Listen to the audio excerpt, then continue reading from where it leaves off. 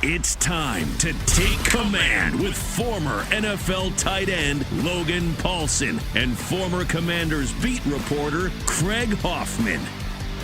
Welcome in to Take Command. I'm Craig Hoffman. That is Logan Paulsen. And today, Logan, we'll talk, of course, NFL draft. It's draft week. How you feel it in the air? Are you excited? Yeah, I do feel it in the air. It is. I'm always excited for draft week. We've been talking about it for a while. Like, we can talk about draft for forever, but it is. It's like the time of year where teams make themselves better, right? And it's a lot of youth, a lot of promise moving forward, and inevitably, there's going to be some really cool success stories and some really disappointing failures. But that's what draft season is all about. So. Indeed. Draft season also about crazy storylines.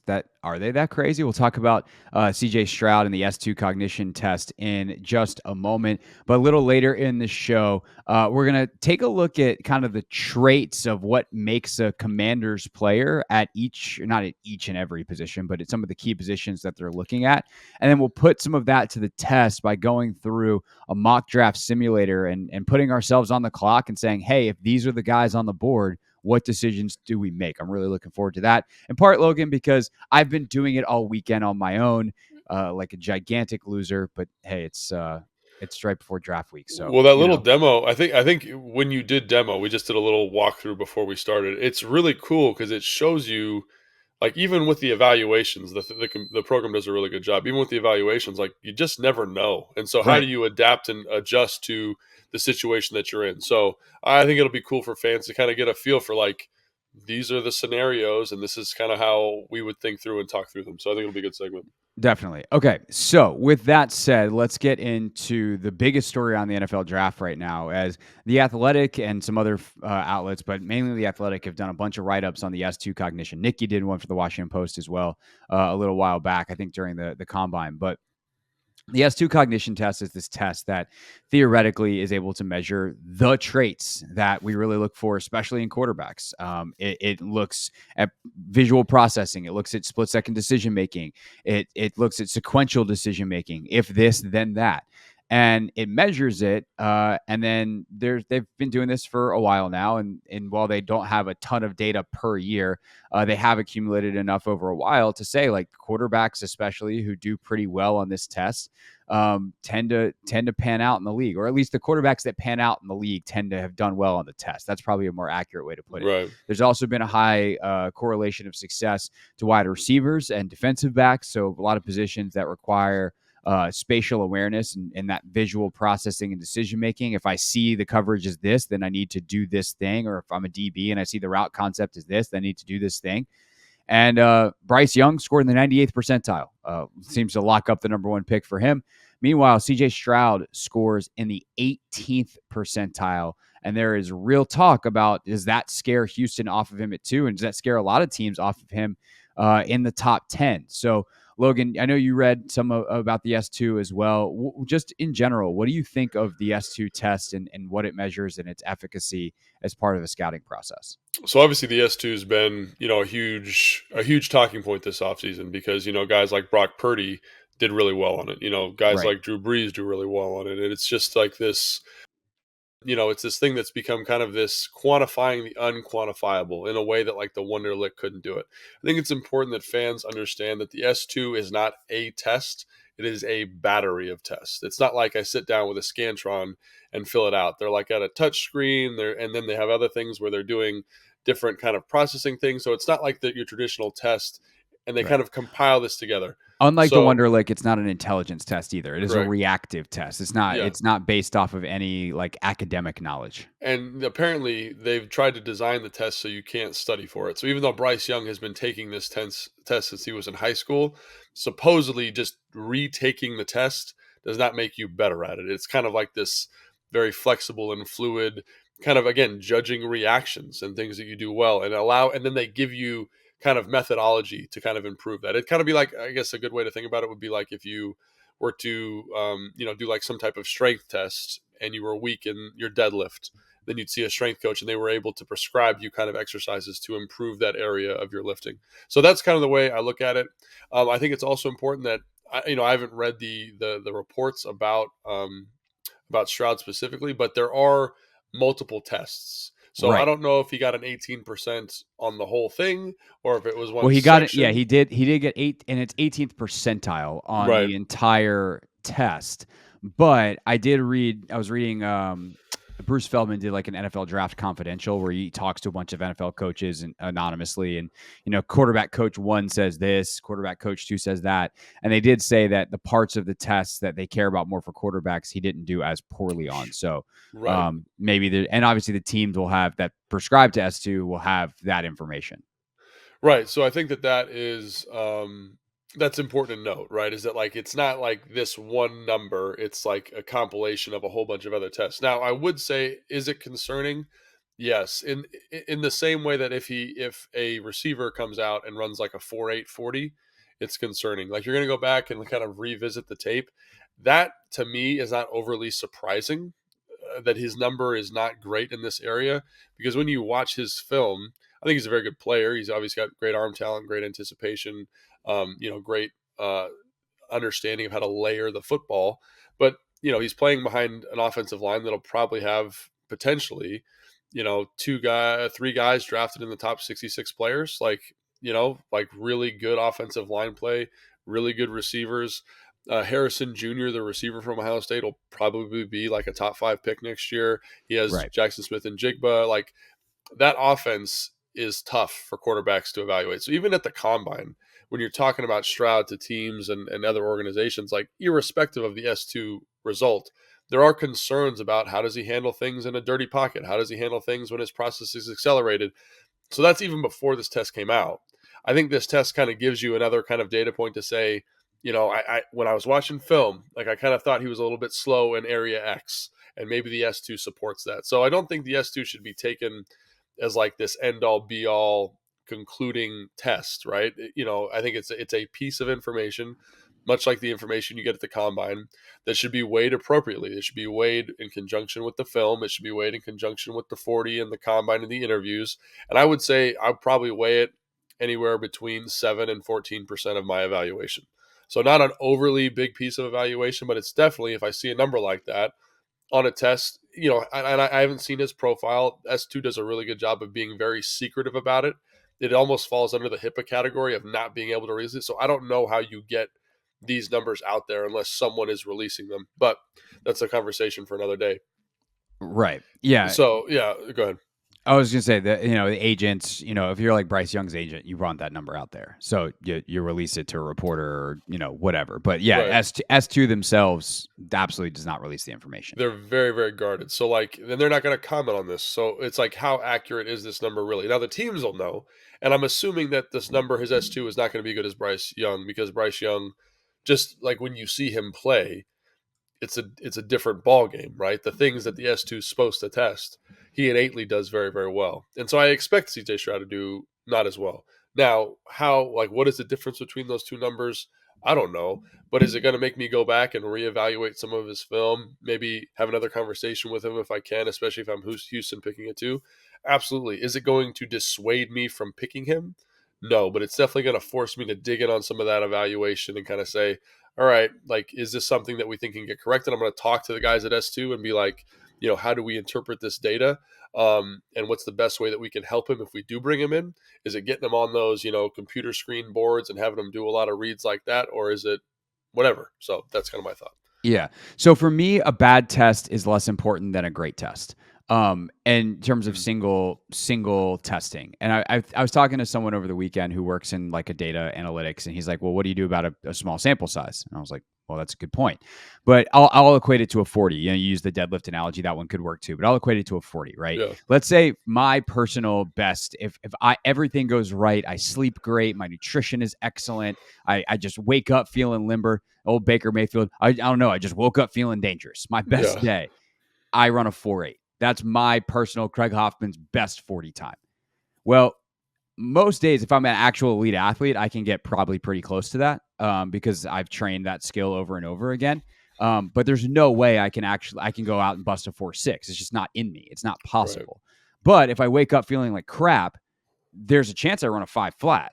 Right. Right. And so if you have one bad test, like with CJ Stroud, was he tired? He took the test in the middle of a bunch of visits. He's been working his butt off to get ready for the combine. Like, was he legitimately just tired or having an off day? And one test, even though it's a battery of tests, is not necessarily going to dissuade me from taking him if I've got a bunch of other things that, the tape says like, yeah, that's off. That doesn't make sense. That's surprising. I'd also probably want him to retake the test, right? Yeah, And does I he think do so. better a second time around?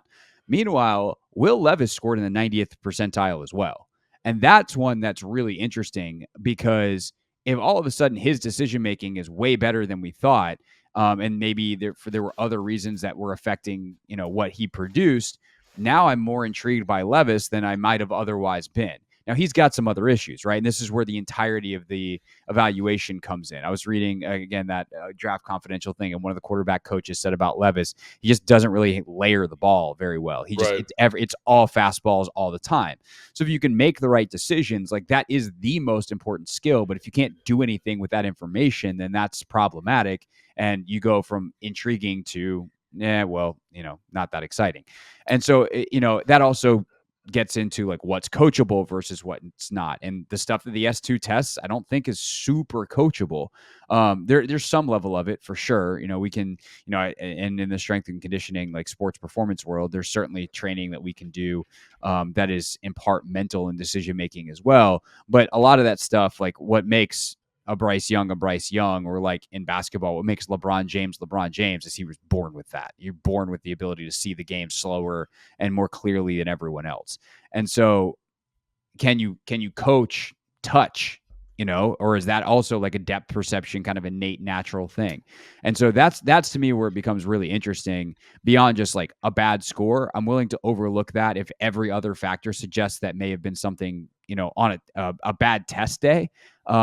But a good one really opens my eyes. And that's why like the Niners were not very surprised that Brock Purdy succeeded, because he Right. did really well on this, and he has a very clear understanding of what he sees and what to do with that information, and just enough physical talent to be productive with it. Yeah. So the other thing I was going to say is that, like, when you talk to, like, S2 gave an interview with PFF, a representative for them. I think he's the co-founder of the company. I can't remember his name at the moment, but basically he was like, doing well on an S2 test does not make you a good NFL quarterback. It means you're good in these areas which correlate to being a good quarterback. Because they said we've had people test, above 98% quarterbacks that have never played it down in the NFL, because there's a physical component to the game that needs to be acknowledged, right? And it goes the other way. So, like, if it's really bad, doesn't mean they're going to be a bad quarterback. So I think that that's important. Like, there is a correlation. The extent of that correlation, I think, is yet to be determined, because, like you said, Craig, they haven't. It's a relatively new test for NFL athletes. Obviously, they test it with high school and colleges for a couple of years now prior to this, but for the NFL, they're still kind of fleshing out exactly what everything means. Now, there seems to be, like I said, a correlation if you do better on these tests, but it doesn't mean you're going to um, be good or bad, because again, there's the other stuff associated with the positions. That's why I say you weigh this out how it's supposed to be weighed. Like, I kind of like I'd weigh a 40 for a receiver, like I said that already, or a really bad bench press number for an offensive lineman. I'm going to go back. I'm going to revisit some stuff. I'm going to try and talk to that kid again, and then that's going to be the meat of my evaluation, is my analysis of the kid, my analysis of the tape, and then again, if I see some of those red flags, I'm going to talk to S2, because again, in addition to the test, they provide actionable solutions to help you improve in these areas somewhat. So that's going to be my process. It's not going to make or break CJ Stroud, in my opinion. Is it a factor? Absolutely. But I also think that, if Houston loves him, this is not going to make them not love him. I think the reason that the people are talking about Houston passing on him is because of the other things that you see in his tape that's already there that makes you nervous about him as a productive NFL player, especially by an offensive line that's still growing there in Houston. So, yeah, I think it's a good piece of information. It's an excellent test. I'm really glad the NFL is utilizing it, but I do think that it's just a piece of information. No doubt. Just quick context from the Athletics article on Brock Purdy in February. The company recently looked at 27 starting quarterbacks. Some of the older vets like Brady and Rodgers had entered the league before S2 began testing in 2015, and there are no scores for them. Breeze took the test while already playing in the NFL. Of that group, 13 had a career passer rating above 90. So 13 of 27. The average S2 score of those players was the 91st percentile. Those with passer ratings below 90 had much lower results. Those 14 guys, the 14 that were below 90, the average score was in the low 60s. Top tier quarterbacks have the highest average score, and then safeties are actually right behind them. So again, you got the big spatial awareness, problem solving type of position. The S2 is incredibly helpful, and that makes total sense. Can ultimately what it's the simplest version of what it's trying to test is if this then that. And that's what quarterbacking and safety play and wide receiver play is like, if cover 2, then I throw the ball here, or I bend my route that way, or if it's dagger, then I break on this route. Like, that Right. makes sense to me. And so that's why I love this test. I actually think that as they get more information, Yeah. and it's going to become a bigger part of evaluations. But you do need, anytime there's testing, a small sample size is the enemy of it being accurate. And so that's why like an 18th percentile from Stroud, although very concerning, is not ultimately a deal breaker. I would think about, like, if I'm Houston and I was on the fence at all, that might push me off the fence. I will say that. But I've got to already be on the fence for that to be the case.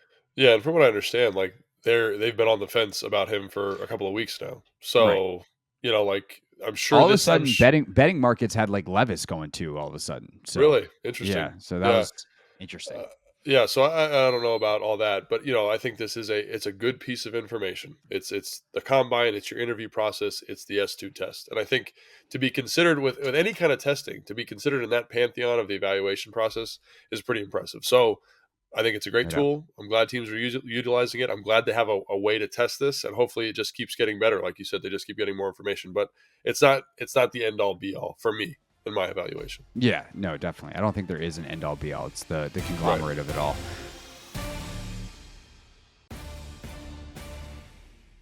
Take Command podcast from Odyssey Sports. I'm Craig Hoffman. He is Logan Paulson. All right, to the Commanders, drafting at 16. They've got 47. They've got a bunch of other picks as we go on down, and no real reason in listing them all, Logan, because there's a great chance that at least one of them gets traded. But they got picks in every round. They're set up well with the way this draft is, and we're going to actually get to some simulations of what decisions they could be making on the board in the first 3 rounds in a few minutes. But you did an interesting kind of study research Yeah. project over this past week where you took a look at Rivera and his crew, the Martys, et cetera, and kind of what they've looked for at different positions, because there's all these names that get connected to every team, but to Washington. And it becomes kind of the general consensus, like, oh, well, Washington's going to take this Right. guy because he's the Washington guy. Well, when you dug in, let's start with offensive line. What is an Sure. actual Washington guy? What is an actual commander based off history at the offensive line? Well, I think Ron is a guy who's going to like follow things that have worked for him in the past. And so when I look at last year's draft, I think last year's draft was very successful. And I think it was very successful in Ron's mind and, in my observation of last year's draft class, because they went and they got players who were very high character guys who'd played a lot of football for big programs. And there's the character thing, I think, is something that increases the floor of a player. So basically what you're looking at is very, very high floor players and players who don't necessarily have the same type of upside. So when you go through the draft class, let me just click this open real quick. But like when you go through the draft class with these guys, you kind of say to yourself, like, what are you looking for? I'm looking for guys with leadership qualities. I'm looking for guys that have position flex. I'm looking for guys that have played a ton of football. So the first guy on my list that kind of meets this criteria is Paris Johnson. He started Paris Johnson Jr. out of Ohio State. He started as a freshman, played guard, started at left tackle. So the position flex box is checked. He started at charity in high school. Like, obviously he's very forward thinking and he's got his head on straight. So I think that is a guy that kind of fits that mold, right? The next guy on my list is Anton Harrison, because he's played a lot of football, been a little inconsistent, but has the position flex. And then the guy that probably is the most Commanders player to me out of these tackles is Matthew Bergeron out of Syracuse. He's the team captain. He's a 4-year starter. He plays guard. He plays left tackle. He plays right tackle. He's done it all. He's been there his entire career. No trouble issues. And so to me, it's like, I know all these names, people throw around Darnell Wright. When you kind of delve into Darnell Wright a little bit more, you realize he was really inconsistent at left tackle. He was really inconsistent at guard. He has some there's whispers in certain media outlets of him having some personality type stuff, right? And I haven't been able to corroborate that, but from these outlets, like, I'm going to kind of defer to that, because where there's smoke, there's often fire. So this guy that I love the film of might not be a personality fit with this organization in the same way that a Matthew Bergeron is, because Matthew Bergeron, just based on this kind of little research project I did, has a very, very high floor. He's an excellent leader, voted captain. He speaks multiple languages. He's a smart guy. Position flex. Those Syracuse Orange, you gotta love right. them. And so again, so I know that's a name that hasn't really been associated with the team a ton, but I think that's really interesting, because it takes away the guys like DeJuan Jones, who are very, very high upside guys, but the floor is not very high for him, I don't think, because there are some, there's some conditioning, some concerns. He has played a lot of football, which I think kind of checks the bill, but lacks that true position flex. Some people say he can play left. Maybe, I think that's yet to be seen, but I think that's interesting. Broderick Jones, only 19 starts. He's only redshirt sophomore. I don't know if Ron, given the current situation, is going to bet on upside the way some of these other organizations are. So I think he's looking for more of a surefire thing. And when you go through the list, it's really interesting, because then you get to like guards, for example, and it's not Osiris Torrance. It's Steve Avila. It's Cody Mock. It's Tyler Steen from Alabama, right? Guys who have played 50-plus games, those super seniors, those guys who have seen everything under the sun. And again, those names have not been in tremendous circulation with this organization, but I think that's the type of guy you're probably going to lean towards. Yeah, that makes a lot of sense. I do think the offensive line is in an interesting place, though, where, are you looking for someone who's going to start for you right now, or are you looking more long term? And you always wonder. But I do think the thing you said at the beginning, more generally about Ron, is like, Ron is someone who gets an idea in his head, and if he thinks it works, then he's going to go right back to that well, which can be good and can be bad. Sometimes, like, you're the benefit of an anomaly, and sometimes you found something that works and you should keep going back to it. So I do think that's going to be an interesting thing with them in this particular draft at O-line is, we've talked about it, and I've said it on the radio, I've said it here, is like, yeah, offensive line makes a lot of sense, because you feel like you can upgrade at almost every position outside of whatever Cosme's going to play. But at the same time, you don't necessarily need any position. So right. How does the shuffle work? That's going to be a pretty fascinating thing. All right, corner. Right. Obviously, Benjamin St-Juste is probably the model, would be my guess. They love what they've gotten out of him. Big, long, physical, great feet. But he's obviously had an injury history, and I think he had some of that at Minnesota as well. So maybe a little bit more upside play. What'd you find in going back and looking at corners? Yeah, so they do tend to kind of gravitate towards like physical freaks, and William Jackson III is kind of the other guy, in my opinion, that they went after, right? He's a big, physical, fast guy that is kind of freaky in his measurables. And I think like when they're looking for a certain athletic profile there and a certain physical mindset at the position, because Benjamin St-Juste maybe isn't the most physical guy of all time, but he's a very willing tackler. He's very good in press. He's good at the catch point. And so when you kind of go through, you say, okay, well, like, who is that? And guys who are very productive for a long time. Like, I think Benjamin St-Juste played, I think he was like a 3-year starter at Minnesota, if I remember correctly. I'd have to go back and look that up. But so guys like Deonte Banks, to me, because of his athletic profile, because of how he plays the position physically, kind of fit the mold here more than, a Witherspoon or a Porter. And then you say, well, who else kind of outside of that top group of guys? And I really want to say schematically, the guy from Mississippi State, Emmanuel Forbes, right? The corner, he would fit schematically because they play a lot of cover 3. They play a lot of off match, but they don't. I think the lack of big size there would be concerning. But I think from a scheme, from an athletic trait standpoint, he fits. And then a guy that I think everyone's been talking about, maybe they haven't been, is Julius Brents from Kansas State, because he is. I'm not even like this. He is Benjamin St-Juste. He's 6'3", he's 200 pounds, he's got 34-inch arms. He had excellent short shuttle times. His 40 was okay, but all of his L drill, his 5.10.5 were all like top percentile, 100th percentile. They were excellent. So that's exactly what Benjamin St. Juste was. And so when you think about that, like if that's the model, if those guys with those high physical upsides are the model, then the list gets really tight really quick. Banks, I think there might be a little bit of concern because he played in a predominantly man scheme. I think William Jackson III, predominantly a man corner, maybe that scares him off. But the high physical upside, I think, is something you lean into. And then I think, Forbes with the cover 3 match, very, very interesting. And then Julius Brents, because that physical profile works so well in this system. So those are some names that I would just throw out there. And I think there's probably more guys that fit that bill, but those are the guys that kind of jumped off the page when I started the project. Yeah. And that gets really interesting, and we'll get into kind of our decision-making mock draft simulator here in a few, but it does really, really push for like a trade down situation. Potentially with those guys like Brents and Forbes, and Banks, or you're looking like mid to late 20s versus 16. And that's same thing with the O-line though too, right? If you're looking for a type, right, that trade back is going to be big. Well, because if you say Paris Johnson though, like if he's there at 16, then 16 maybe might be the guy. So you start to piece all this puzzle together. Any other positions that you came across strong correlations of traits and success with the Commanders? Yeah, so there were.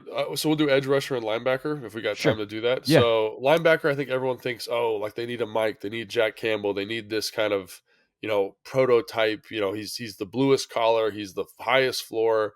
But when you look at what they do at linebacker, they tend to kind of gravitate towards athletic projects. Like obviously Jamin Davis is Exhibit A. Cody, the guy they just brought in from Seattle, is also a converted safety who's relatively green at the position. I think they seem to have a lot of confidence that they can develop those guys athletically, right? That they'll turn those athletic guys into starting caliber players. So to me, then if I'm looking for athletic profiles, I kind of get away from Jack Campbell. Like even though he's the highest floor guy. So it's funny, I feel like they have high floor standards in certain areas, and then here it's like they're playing upside.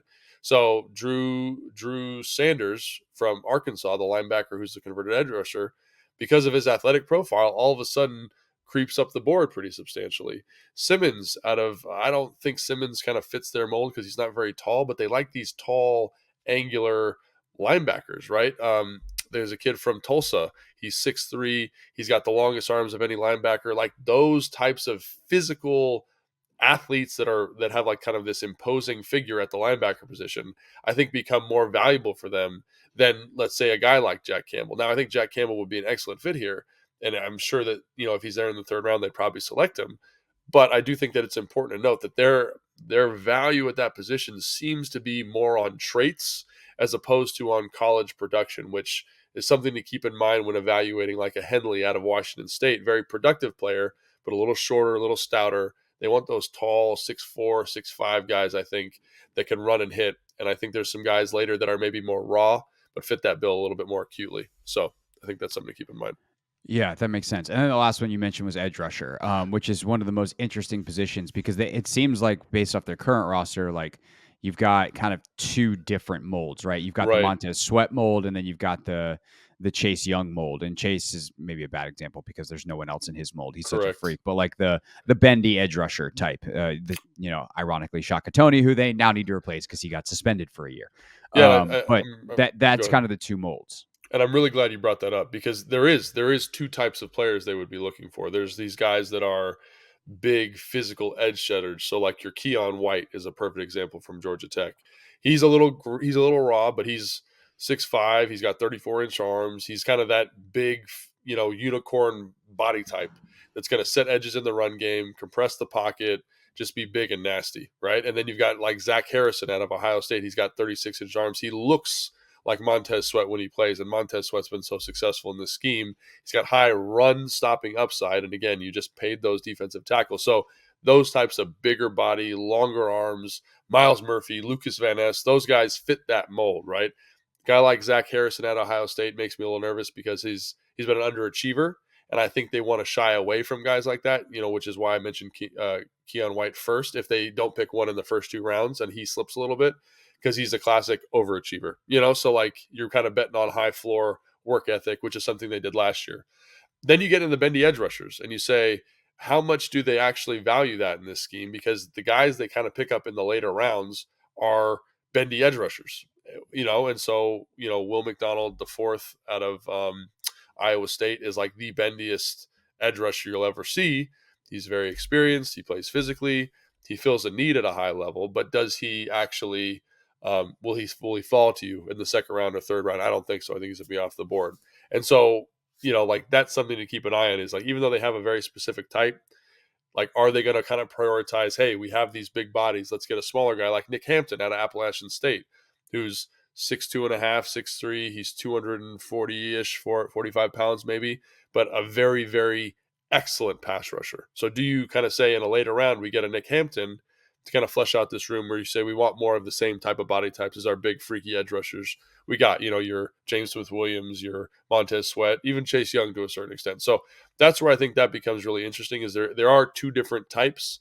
And I think it's like they also seem to be gravitating towards guys there with high physical profiles, obviously, and also high work ethic profiles. So, other guy would be Fehoko out of Sacramento State, who is San Jose State, excuse me, who's, again, that big kind of edge setting guy who's going to compress a pocket. So there are guys that fit both molds, and it just depends on, which they want to prioritize, especially given Chase Young and his 5th-year option type of thing. So, Yeah.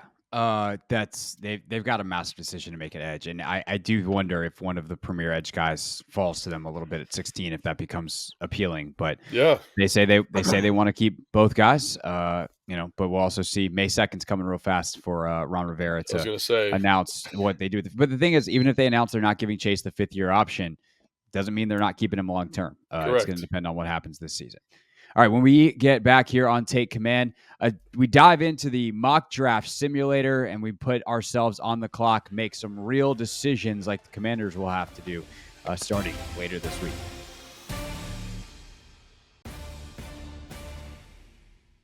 Take Command podcast from Odyssey Sports. I'm Craig Hoffman. He's Logan Paulson. Make sure that you check out live coverage of the 2023 NFL Draft on Odyssey Sports YouTube page with Jason Lockenfora and Brian Baldinger. Thursday night for the first round. Baldy and JLC, of course, on our podcast last week. Fun crossover episode with In the Huddle. If you missed it, make sure you go back and check it out.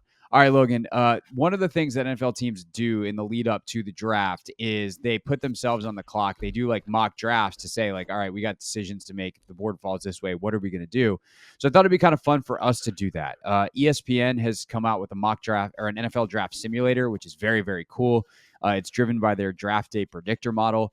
And you can select how many rounds you want to do and pick which teams you want to pick for.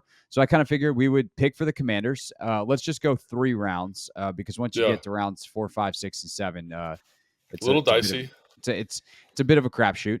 But we're gonna go a couple 3-round, not full on mock drafts, if you will. But the other thing I like about this model that folks will see in a second, if you're watching on YouTube, we have the screen up, is that you will be able to see a report after that says the likelihood that the player that you have is available at that pick, and also the potential for them to be available at the next pick.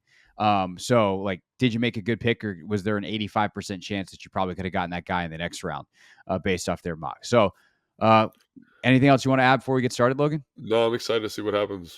All right, so here we go. Panthers are on the clock. We'll start the draft. It'll go through. Bang, bang, bang, bang, bang.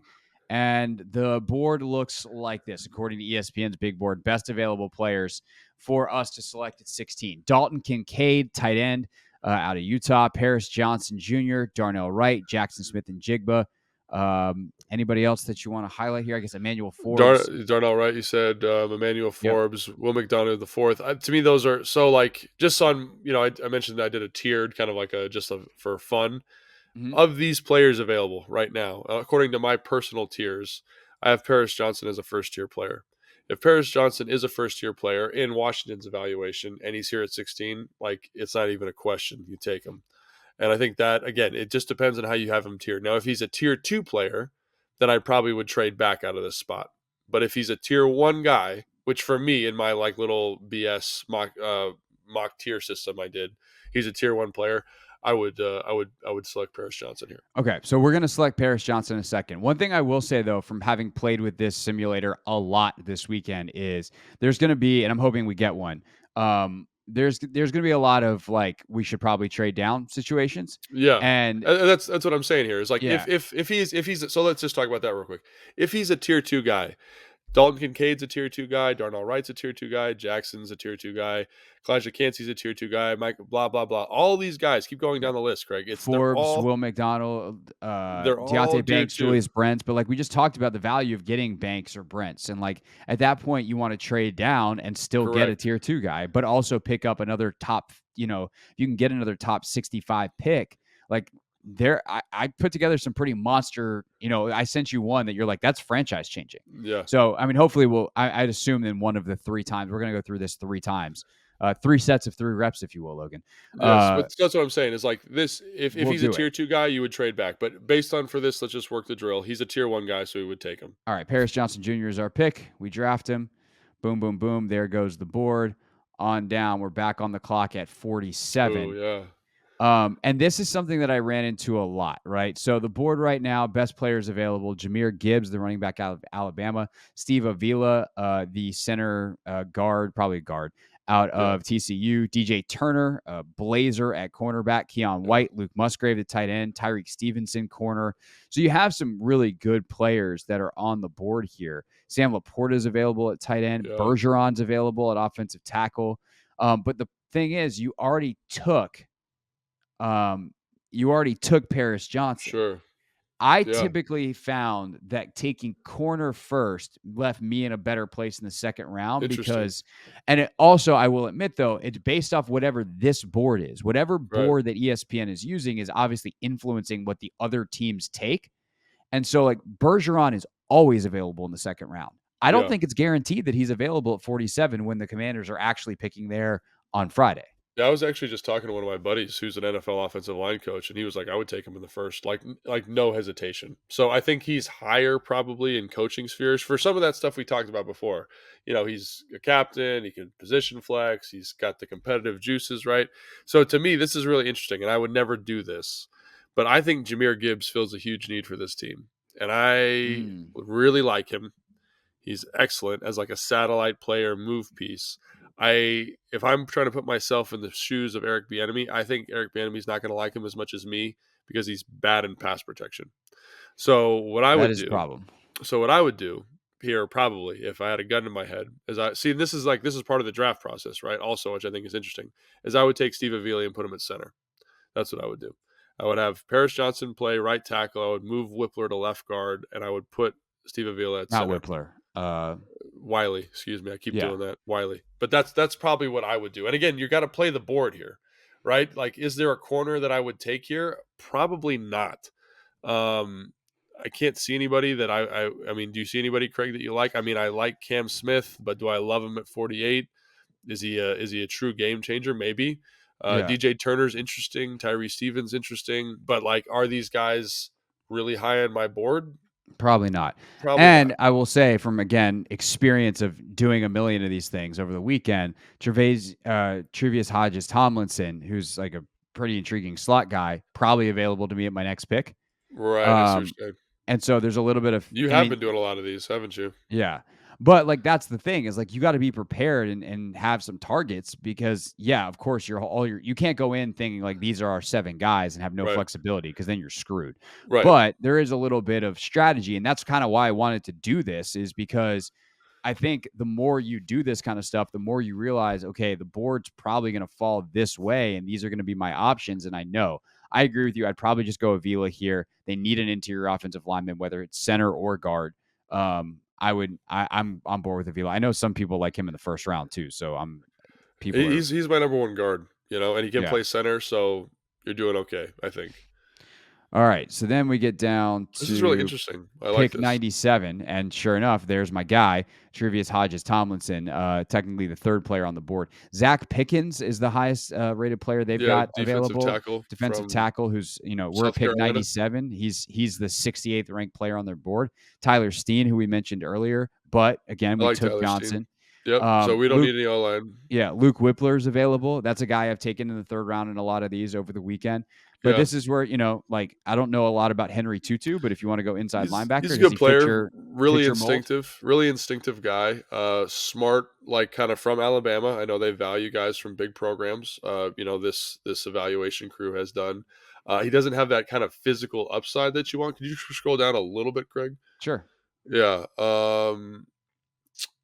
You got So I Tank don't. Dell still on the board? So I would probably, if I was going to go linebacker here, which I'm not saying we should, I would probably go Nick Herbig over uh, let's just click the linebacker filter, see if something pops up that we like.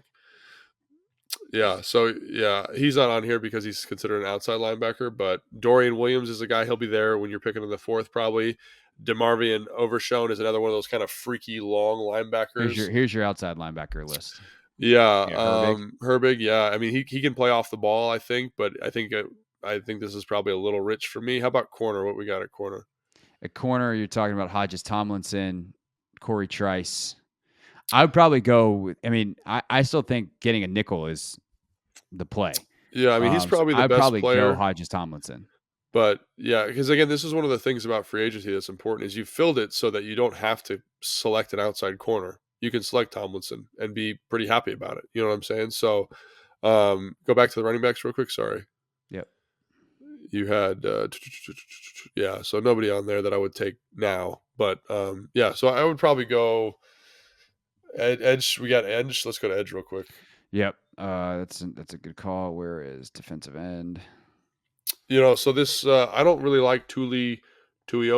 I don't know how to say his name. He's from USC. Below two. Yeah, he's a guy that I think is I don't know how he translates, and I actually like Vimy Fehoko. He's the 200th player on the board here. I like him a little bit more as a transition player of the NFL. So why am I going to take? So to me, these guys would probably be tiered in approximately the same way, is what I'm saying. So I'm Right. going to take a person like Tomlinson and feel pretty good about that. I think it was where I would go here. All right, so we take Tomlinson and for our three, whatever. This is a great draft based off of their analytics because the chances that the players that we took are available at the next pick are less than 5%, which means that you kind of get a steal, right? Yeah. Only a 32% chance that Paris Johnson's available to you at 16, and you get him at 16. Barely above a 50% chance that Avila is available to you at 47. You get him there.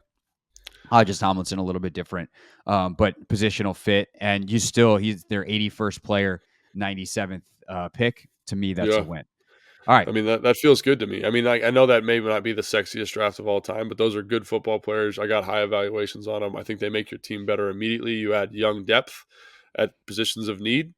And like you said, you get maybe an edge rusher later, like we talked about with Fahoko, and maybe a running back later because it's a deep class. So I think that feels like a very good draft for this team.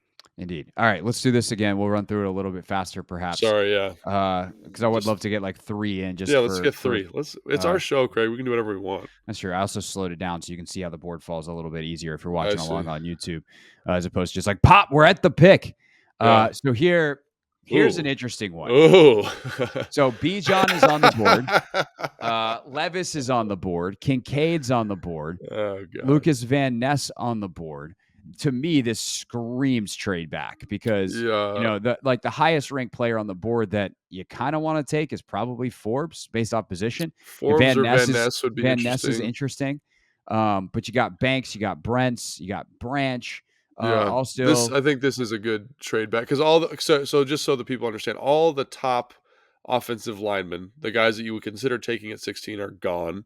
They have Deontay Banks rated a little lower than I personally do. I would consider taking him here based on my evaluation, but because he's so low, and this is part of the thing about understanding how the rest of the league sees a guy, is I'm going to try and trade back, because I want to get in those like that 20 range if I can. Right. So here are the teams that. So there's kind of two factors if we're going to try to do this on the trade situation. One, who on the board is someone going to want to trade up for?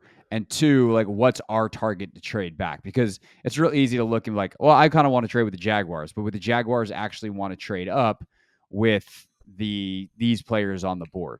Well, So the other who? question is, we have to acknowledge this because fans are going to freak out. Bijan Robinson is the best player on the board. Right. I Is there a don't. team that's going to trade up for him at 16? I think Will Levis is the guy that people are going to want to trade up for. I think you get Minnesota, you get Tampa Bay potentially wanting to trade up there. I don't know if Dallas would trade up, probably not, but someone who loves Bijan or Will Levis, I think are good trade up candidates. And I so to don't me, see I don't go see ahead. Minnesota trading up. And I'm also less intrigued to trade with Minnesota because I've done this way too much. They don't have a second. Oh, So right. So let's see what Tampa are they Bay's got. really going to trade their third? So if we go to make a trade and we're going to go to the Buccaneers, 16 for 19, and then what else can we get? Do we want to try to gun for 50? I doubt they give us Well, 50 to maybe we move give up them. 3 spots, but Yeah, we'd obviously have to give up but even if you get more. 2/3, that's great value. So So that's fine. let's see if they'll do this for 16. Actually, I have a draft grade calculator open in another window, so I'm just going to real quick. What are those two picks, Logan? It's It's 19 19 and 82. and 82. Calculate. They're within 5% of each other. It's like 1,000 trade points versus 1,055. Let's see if ESPN's little guy says, "Yep, they said it." I always feel bad when I make a trade like that because then I'm like, "Well, damn, could I have gotten more?" Anyway, uh, so now we're on the clock at 19, and the players that went were Bijan at 16 Yeah, for the Bucks, Van Ness to the Steelers, and Miles Murphy to the that Lions. feels right. Yeah, And that so feels very now reasonable. to almost want to trade back again, but I probably we're would if you could. Like that again, this is like you're running the drill. If all these right, guys are in the same tier for you, which they are for me and you, right. then trade back again. And So who because is let's just there look at this. someone who would want Levis? I don't know. I mean, it would be Minnesota for me, and like Okay, let's just do it and see what happens. Like this is again, this would not happen in real life probably, but this is what I would try to do if I have all the same grades on these guys. Yeah, we'll get another third. Have five. let's see if I can Oh, also look at you, sneak. you sneaky dog over there, See if sneaking I can. something. Oh yeah, we got multiple picks. Let's go. And Levis is still on the board.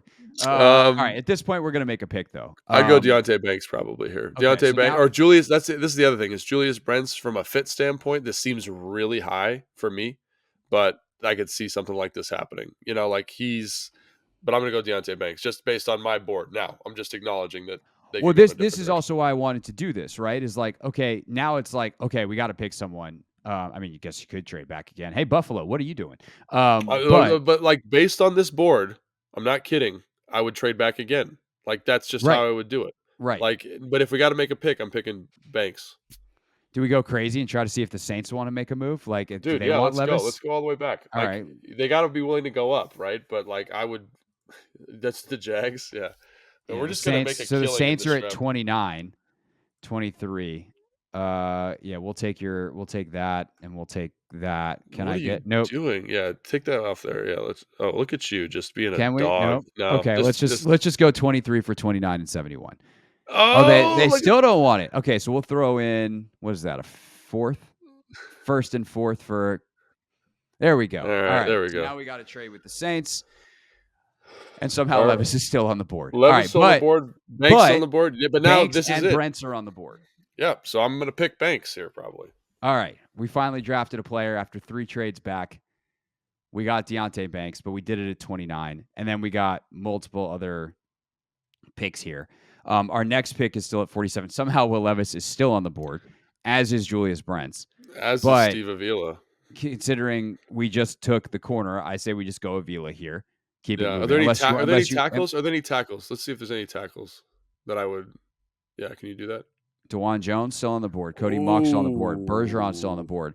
But remember, let's see. We now have 71 coming up as well. He's gonna be gone by 71. But yeah, so it's either Avila. I would be very, very, very tempted to take DeJuan Jones if I was me as the GM because I think his upside's very high. Now, the Commanders might feel differently, but that's just something I would think about. But yeah, I'd probably go here Avila because he's going to be the safest player of the draft. All right, probably. so we'll go Avila, and let's see what happens when we're on the board again.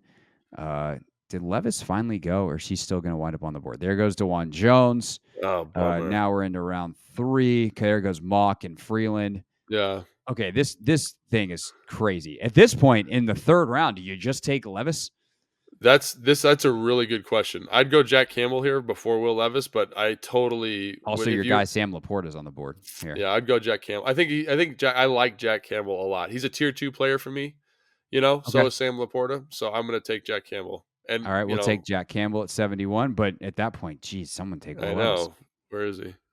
Laporta went. Oh, he's not going to go. Look at this. Oh my gosh. Now we're at pick 82. I'd probably take him here.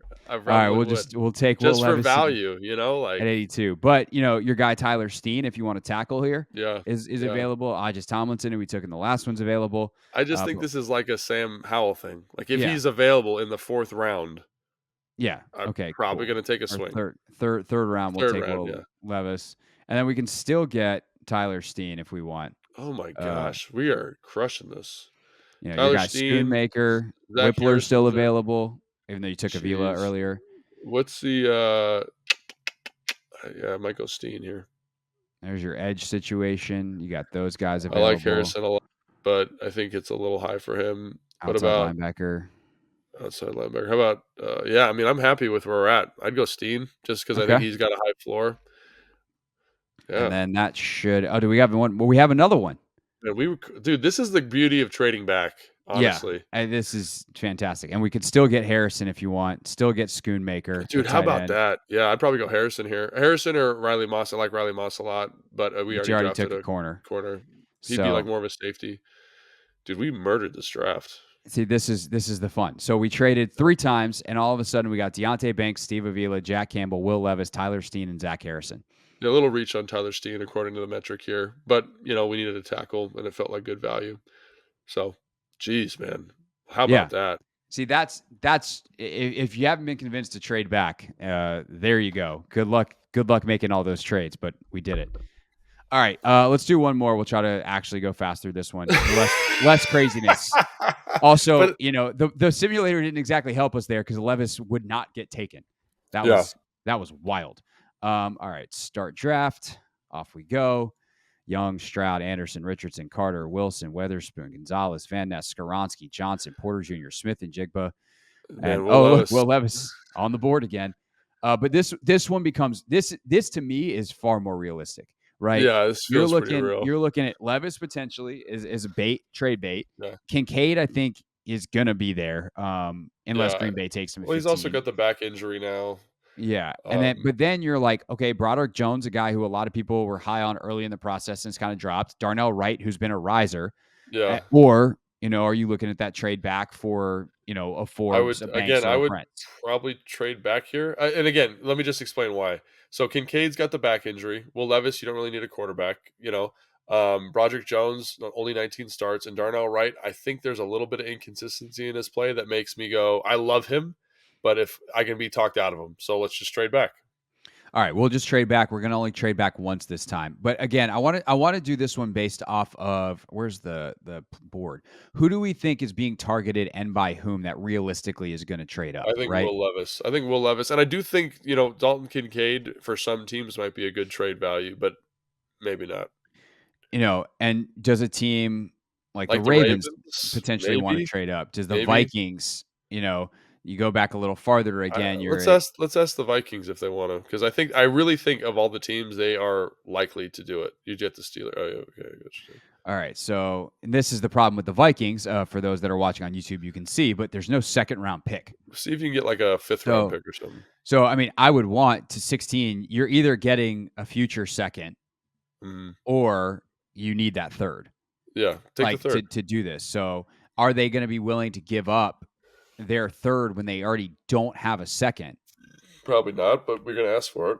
But also, I'm going to need like a future 3rd to go from 16 to 23. I agree. That's a big jump. So we'll do 16 for 23 and 87. ESPN accepts that trade. Nice. The Vikings take Levis. So Okay. we nailed that. So now we're sitting at 23 with Kincaid, Darnell Wright still on the board. Yeah, I'm You taking got Darnell Wright. Forbes, Brents, but I think I'm taking Wright Wright's here. the pick. Excellent. That's a big win. Yeah. And then down the board we go. Cody Mock comes off in the second pick of the second round. That's one I haven't seen a lot. Our guy Avila available again. My gosh. Like, do We we just take him just to be boring, or like, do we well, go a who different? else? We Is just there who did is we there a just take? corner? Is there a corner here? Yeah, so DJ Turner, Tyreek Stevenson, available. Hendon Hooker still available here, which Interesting. again, could you see a trade back in the second round if someone wants to come up and get Hooker? I think that's really You know, interesting. be like the nastiest thing of all time is if you drafted DeJuan Jones and Darnell Wright and just were like, "Hey, play next to each other and murder everyone in sight."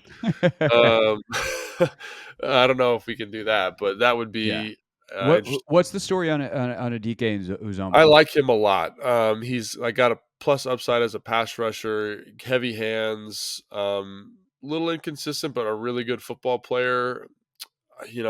Edge rusher here. And what we're 48 or We're 47. 47. Yep. Yeah, I mean, I think that's good value, honestly. Okay. So, like, Would this you would do be a that, or would situation. you do like the corner and go Tyreek I'd Stevenson? probably go Felix over those guys at the moment. Okay. So we'll go Felix and Aduke Uzoma. And then should have two more picks. Yeah, our next pick is now the Vikings pick at 87. And then we have our pick at 97. Yeah, Avila goes all the way to 63 in this. that's So crazy. there's certain players that, and like we didn't even think about Bergeron, but Bergeron again could be a real. No, yeah, in the second round, Yeah, absolutely. like Michael Wilson, who it's funny because I realized as I was researching him a little bit more that I actually do know exactly who he is because his girlfriend is Sophia Smith, who is the best young women's soccer player in the world, Oh, nice. or Good at, for at him. least for the U.S. women's national team. So they went to Stanford together, and I was like, wait, I know who you are. I know But you. like he's on the board in these simulators way later than he should be and everything. There's He's something got he's about got he's, him. he's got a pretty bad injury history, so that makes a So lot of sense. maybe Let's that's that. see if there's a corner here that we like. Maybe. So we got Hodges Tomlinson again, Yeah. Clark Phillips III, Corey Trice, Garrett Man, Williams. it's interesting. These guys kind of go quicker than I think a lot of mocks have them in this simulator. The corners do. You Yeah. know what I mean? Like the kind of big names. Like the next guy I'd go is Kylie Blue, but we could probably get him later.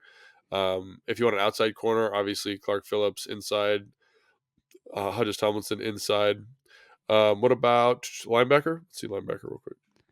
At linebacker, you want inside, outside. Let's go inside first. You got Tutu, and you see like the same names available Yeah, to you, which like Dorian makes sense. Williams. Like these guys are good football. Like they're high upside players. Which kind of fits the mold you were talking about How earlier. about center? Oh, that's another one that I've gotten a lot. Yeah, Whippler. So there you go.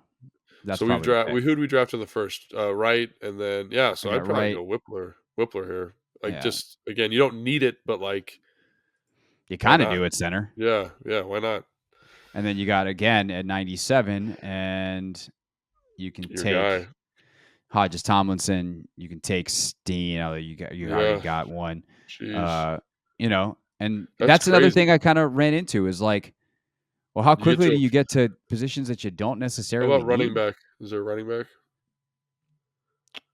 There's your list. Thanks, we I know a boy. lot of people like Deuce Vaughn, obviously, for the Commanders. Sean Tucker's an interesting one. You want your Syracuse guy, and you miss out on Bergeron, go get you Yeah, a Sean Tucker. But seriously, those yeah. are guys that are available in the 6th and 7th round. Yeah, and again, like if you're looking at tiers here, I wouldn't be surprised if they trade back here as well. If you've got this pick floating around, you want to move back a couple spots and Yeah. get a little bit better value. Dorian Tomlinson, Robinson, a lot of people are very high on him. Who else? What other positions? Like I can't I mean, even think of it. that's the thing is like safety. Is there anybody that's super? I don't know what this guy's story is. No, Jair yeah, Brown. no, yeah. But I know he's Christopher Smith. 69th on the board to 97th. Christopher Smith has got a lot of production. Shoot, like yeah, man. Like, do you like I for think you just go me? Hodges Tomlinson. Yeah, I mean, for me, I guess you go like best player, your best player available. So why Yeah, not go him? I mean Jalen Duncan's still available in this as well. Yeah, I'm not as high on him. I'd go Steen over him first, and Steen's still here. Zach Harrison's still here. Henry 202 still here. Like, there's a lot of good football players still on the board. So guys big names that are going to play meaningful snaps in the NFL. Like, are they going to change your franchise? Probably not. But that's really interesting to see. This is fun. I'll go Hodges Tomlinson, and that wraps out our draft. And again, our first two chances of that they're going to be there at those picks, less than 5%. Whippler, in their model is a reach a little bit at 87, but like if they get Whippler at 87, I think most people are going to be pretty psyched because he could be your starting center. Yeah, absolutely. And I think, like center is a position they value here in Washington quite a bit. So they might value him even more than that. And in my evaluation of the centers, like the difference between him and Schmitz and Tippmann is very small. And just kind of what flavor you prefer. So I get that a lot, and I like that pick. And you know what I mean? Like, it's just that's a really cool exercise, I think, to kind of show you how it could fall, and then the decisions that need to be made when you're there. Because if you haven't tiered it all the way out, it gets really challenging to kind of make selections. No doubt about it. All right. Thanks to ESPN for coming up with a way for us to indulge in the decision-making process and for me to lose many minutes of my weekend. So again, that's ESPN Analytics NFL Mock Draft Simulator. On Wednesday, Logan, we're just going to do a regular mock draft. You and I doing it. Mock Draft 2.0. That'll come out the morning of the draft. So make sure that you're subscribed so you do not miss it. Our final mock draft. Excited for that. And again, don't miss Odyssey Sports live draft coverage. We also have live draft coverage on the Team 980. Scott Jackson hosting with Denton Day on Thursday night, with Linnell on Friday, and then Pete Medhurst has rounds 4 through 7 on Sunday. That's it, and that's all for this edition of Take Command, and we'll see you later in the week. Happy draft week, everyone. Thanks for watching this clip of Take Command. First, why don't you like it? It lets other people know that it was good, and then they should watch it too. And Logan, we have a new exclusive home for full episodes. We do. 1067 The Fans YouTube page. Go check it out and please subscribe. Yeah, do what Logan said. Do it. Very, very smart.